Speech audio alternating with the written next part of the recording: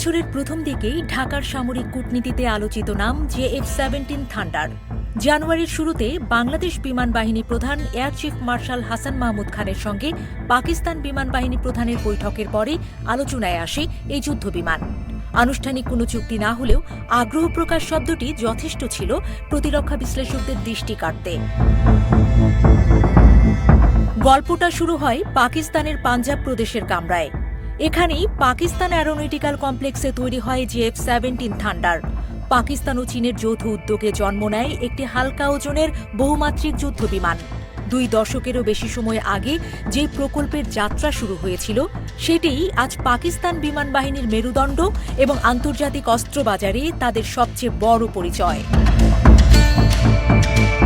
বাংলাদেশ কেন এই বিমানের দিকে তাকাচ্ছে? সেই প্রশ্নের উত্তর খুঁজতে গেলে চোখ ফেরাতে হয় আকাশযুদ্ধের সাম্প্রতিক ইতিহাসে। 2025 সালের মে মাসে ভারত ও পাকিস্তানের মধ্যে 4 দিন ব্যাপী তীব্র সংঘাত হয় আকাশে। ক্ষেপণাস্ত্র, ড্রোন আর যুদ্ধবিমানের লড়াইয়ে দুই পক্ষই ক্ষয়ক্ষতির কথা স্বীকার করে। পাকিস্তান দাবি করে তারা একাধিক ভারতীয় বিমান ভূপাতিত করেছে। ভারত শুরুতে অস্বীকার করলেও পরে ক্ষতির কথা মেনে নেয়। সেই সংঘাতে JF-17 সরাসরি প্রধান ভূমিকায় না থাকলেও পাকিস্তানি বিমান বাহিনীর ফরমেশনের অংশ হিসেবে এর উপস্থিতি আলোচনায় আসে। যুদ্ধক্ষেত্রের সেই অভিজ্ঞতাই JF-17-এর যুদ্ধ পরীক্ষিত পরিচয়কে আরও জোরালো করে। বিশেষজ্ঞরা বলেন, আধুনিক যুদ্ধবিমান মানেই শুধু সর্বোচ্চ প্রযুক্তি নয়, বরং খরচ ও সক্ষমতার ভারসাম্য। JF-17 ঠিক সেই জায়গাতেই নিজেকে প্রতিষ্ঠিত করেছে। প্রতিটি বিমানের দাম আনুমানিক $25 থেকে $30 মিলিয়ন, যেখানে ইউরোপীয় রাফাল বা গ্রিপেনের দাম তার 3 গুণেরও বেশি। সীমিত প্রতিরক্ষা বাজেটের দেশগুলোর কাছে তাই এটি একটি বাস্তবসম্মত বিকল্প। JF-17-এর সবচেয়ে আধুনিক সংস্করণ ব্লক 3।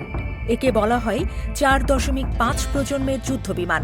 এতে রয়েছে active electronically scanned array radar, উন্নত অ্যাভিওনিক্স, ইলেকট্রনিক যুদ্ধ ব্যবস্থা এবং দৃষ্টিসীমার বাইরে আঘাত হানতে সক্ষম ক্ষেপণাস্ত্র ব্যবহারের ক্ষমতা। স্টেলথ প্রযুক্তি না থাকলেও আধুনিক আবরণ ও ইলেকট্রনিক জ্যামিংয়ের মাধ্যমে এটি শত্রুপক্ষের রাডার এড়িয়ে কাজ করতে পারে। এই সক্ষমতার প্রমাণ হিসেবে পাকিস্তান নিয়মিতই JF-17-এর আকাশ প্রদর্শনী দেখায় আন্তর্জাতিক এয়ার শোগুলোতে। দুবাই এয়ার শোতে ব্লক 3 সংস্করণের প্রদর্শন ছিল এমনই এক বার্তা, পাকিস্তান শুধু ব্যবহারকারী নয়, এখন রপ্তানিকারকও। এরই মধ্যে কয়েকটি দেশ এই বার্তা গ্রহণ করেছে। মিয়ানমার প্রথম বিদেশি ক্রেতা হিসেবে JF-17 বহরে যুক্ত করে। নাইজেরিয়া ও আজারবাইজানও তাদের বিমান বাহিনীতে এই জেট যুক্ত করেছে। আরও কয়েকটি দেশ আগ্রহ দেখালেও রাজনৈতিক ও অর্থনৈতিক কারণে চুক্তি চূড়ান্ত হয়নি। বাংলাদেশের প্রসঙ্গে বিশ্লেষকরা বলছেন, বিষয়টি শুধু একটি যুদ্ধবিমান কেনা নয়, এটি পুরনো বহর আধুনিক করা, আকাশ প্রতিরক্ষা রাডার ব্যবস্থার সঙ্গে সমন্বয় বাড়ানো এবং দীর্ঘমেয়াদী প্রশিক্ষণ ও রক্ষণাবেক্ষণ অংশীদারিত্বের প্রশ্ন। যুদ্ধবিমান সাধারণত 30 থেকে 40 বছর পর্যন্ত ব্যবহৃত হয়। পাকিস্তানের সঙ্গে সামরিক সহযোগিতার সম্ভাবনা আবারও আলোচনায় আসার পেছনে রাজনৈতিক প্রেক্ষাপটও রয়েছে। সাম্প্রতিক সময়ে ঢাকা ইসলামাবাদ সম্পর্কের উষ্ণতা বেড়েছে বলে মনে করছেন পর্যবেক্ষকরা। সেই ধারাবাহিকতায় সুপার মুশাক প্রশিক্ষণ বিমান ও JF-17 দুটিই আলোচনার টেবিলে। তবে সবাই একমত, আগ্রহ আর চুক্তি এক নয়। যুদ্ধবিমান কেনার প্রক্রিয়া দীর্ঘ, জটিল এবং বহুস্তর বিশিষ্ট।